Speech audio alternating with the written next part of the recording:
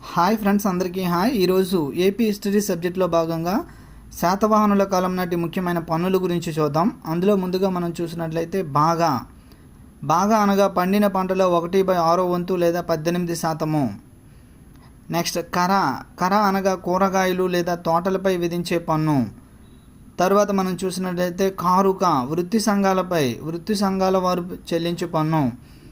ఈ యొక్క శాతవాహనుల కాలంలో 18 రకాల వృత్తులు ఉన్నారని చెప్పి మనం చూడటం జరిగినది. ఈ యొక్క వృత్తి సంఘాలపై విధించే పన్నును ఏమంటారంటే కారుక.